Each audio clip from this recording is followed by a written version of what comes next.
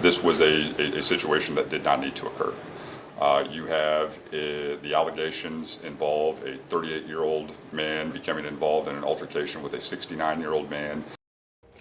Just hours ago, Marion County Prosecutor Ryan Mears announced a felony charge against former NFL quarterback and Fox Sports analyst Mark Sanchez. Police say he was allegedly involved in a physical altercation downtown over the weekend. Today, our Ella Rhodes has been covering this story for us, continuing her coverage ever since it first broke over the weekend. And she joins us now live in studio with the very latest updates on developments in the case about this today. Yes, most definitely. Anne Marie and Dustin, the Marion County Prosecutor's Office added a level 5 felony charge for serious bodily injury on top of the 3 misdemeanor charges for 38-year-old Mark Sanchez. The felony charge means that if convicted, he could serve from 1 to 6 years in prison. They say they added the charge because of the victim's injuries. And before we show you those photos, we do want to warn you they are graphic. So this is the 69-year-old victim. The deep cuts on his face are the reason why the prosecutor upgraded the charge. To quickly recap what happened, Sanchez was in town to call the Colts-Raiders game on Sunday. But early on Saturday, around 12:30 a.m., police responded to a physical altercation near Washington Street. Police say in an alley between the Westin Hotel and Marriott, Sanchez, who in a police report was described as drunk, approached a 69-year-old man who was working. This man was taking cooking oil from a hotel kitchen and loading it onto his truck. In the police report, Sanchez allegedly told the man he couldn't park there. Police say several surveillance video caught the situation escalate from there, leaving the 69-year-old with severe cuts on his face and Sanchez with stab wounds. Sanchez was arrested on Sunday and didn't call the Colts game. IMPD Chief Chris Bailey says celebrity status will not stop them from pursuing justice. I don't care who you are. I don't care what you do for a living. I don't care where you live.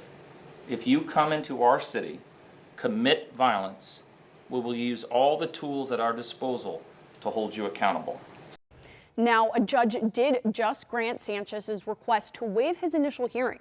His pretrial conference is set for November 4th. Court documents also now show the victim is suing Sanchez and Fox Corporation. All right. Any other updates on this case today? And we're presuming he's out on bond now? Yeah, he is out on bond. It's still at $300, but that could change depending on now the felony court. So that's according to Prosecutor Ryan Mears. And ahead at 5, we will tell you what investigators say that they hope medical records reveal in this investigation. All right. We'll see you then. Thanks, Ella. Now, this case also turned political over the weekend, and today here in Indianapolis, the prosecutor Ryan Mears responded to criticism that came from local leaders about the incident. Both Governor Mike Braun and Lieutenant Governor Micah Beckwith posted and then deleted statements regarding public safety in Indianapolis. They were critical of public safety in Indy. Braun wrote, "When Indianapolis makes news for violence, quote, it hurts our city and our state." Beckwith posted that Indianapolis is, quote, sliding into lawlessness. Well, those posts were before it was announced that Sanchez was arrested, and then those posts were deleted. Listen to Prosecutor Mears' response about that today. We get information out there that is accurate, and anytime people jump to conclusions and don't rely on facts, that's obviously disappointing. For us, though, we have conversations about what's taking place in Marion County. When those types of things are said, it's not really an attack on me. It's an attack on 420 people who work in the prosecutor's office. Tonight, hear more from the prosecutor, including his message to the governor. That's still ahead tonight, coming up on 13 News at 5. Other news now, a data center planned for Morgan County officially has the green light to expand its footprint. That's because just today, commissioners approved a rezoning request for an unknown company. Jenna Webster at that meeting joins us now after speaking with people who are not happy with this latest development, and a lot of people showing up to speak out, Jenna. Oh yeah, this meeting definitely went on for close to 2 hours. And the biggest thing that people living there are saying is there's better business for Morgan County. So the commissioners voted 2-1 with Kenny Hale, that one vote against. This is 158 acres outside Monrovia. It's in addition to the 390 acres already approved earlier this year. The attorney representing the company was there to answer questions about noise and water. They say they're exploring what options there are for water in the area, and that will ultimately influence their cooling system. One of those options could mean using up to 3 million gallons per day per building. Now, people who spoke against it say there just hasn't been enough transparency about the project to really understand what's going on. I feel like our community is being railroaded. We need an opportunity to be able to understand how we're going to be impacted by this data center. And you're going to consume 500 and some acres with a data center that will ruin our sunsets, ruin our sunrises, forever change rural life. Now, there is already a lawsuit making its way through the courts regarding the original 390 acres. Residents are now threatening another lawsuit. In fact, actually multiple lawsuits, they say.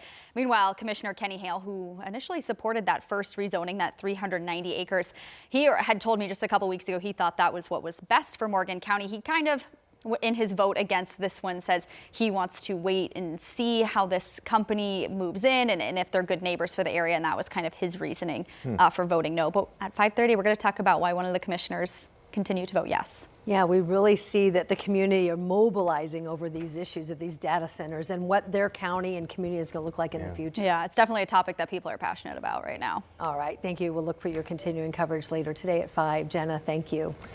To the latest now on the government shutdown. Republican House Speaker Mike Johnson says it is up to a handful of Democrats to pass a stopgap spending bill and reopen the government.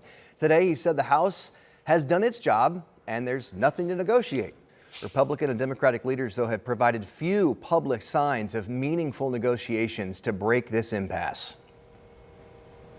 I'm anxious to get my folks back. And look, I want to bring the House back into session and get back to work, but we can't do it till they turn the lights back on. We need Chuck Schumer to reopen the government, and as soon as he does that, we'll bring everybody back here. Democrats are insisting on renewing subsidies to cover health insurance costs for millions of households, while President Trump and fellow Republicans want to preserve existing spending levels. This is day 6 of the government shutdown, and no sign of anything changing from here.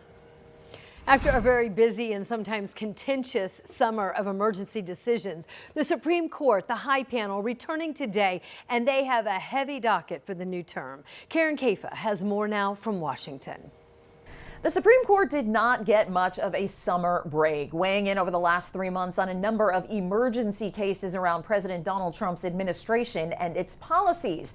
Now the court's new term, which opened on Monday, also features a docket loaded with key cases that will tackle how much power the president has under the U.S. Constitution and some hot-button social issues.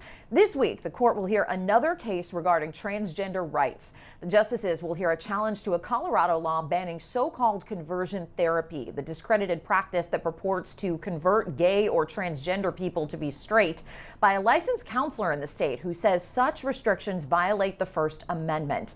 Later in the term, the court will hear arguments in a case involving transgender students playing on school sports teams that align with their gender identity. In November, the Trump administration's trade policies come into focus as the justices consider whether President Trump overstepped his executive authority when he implemented sweeping global tariffs. A federal appeals court ruled this summer that the power to impose taxes is one that belongs to Congress. December and January will bring arguments on 2 cases brought by leaders at independent government agencies who were fired by President Trump, Federal Reserve Governor Lisa Cook, and a former federal trade commissioner, and whether the president overstepped his authority there. A unanimous decision by the court back in 1935 has protected such commissioners from the whims of the White House. Also on Monday, the Supreme Court rejected an appeal of the criminal conviction of Ghislaine Maxwell, the accomplice of Jeffrey Epstein, currently serving a 20-year federal prison sentence. In Washington, I'm Karen Caifa. All right, to the weather impact now on this Monday afternoon. We're seeing something we haven't seen a whole lot of in the last week or so, Sean. That would be clouds. Yeah, clouds. A cloudy day. There's been some weird liquid droplets coming from these clouds. Little rain too, huh? Yeah. Yes. Unfortunately, I'll shoot you straight. I always do. This is not going to bust up any droughts. There's going to be some spots that don't get a lot of rain out of it. There will be some spots that might get 1 or 2 inches. So we'll take whatever we can get. Yep.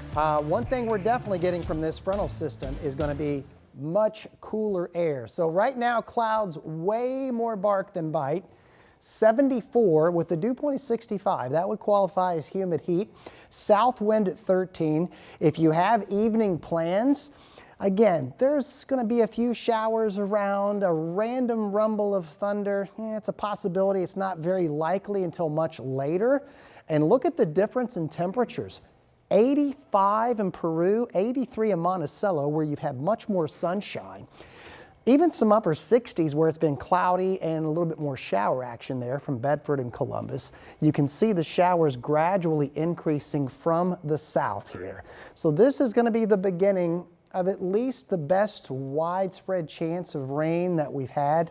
It will vary in intensity, but from tonight into tomorrow night. And tomorrow morning especially, we should have some showers around with some pockets of heavy rain. Now, the best bet for more organized heavy rain is going to be south of I-70. This is Future Track 13, early tomorrow morning.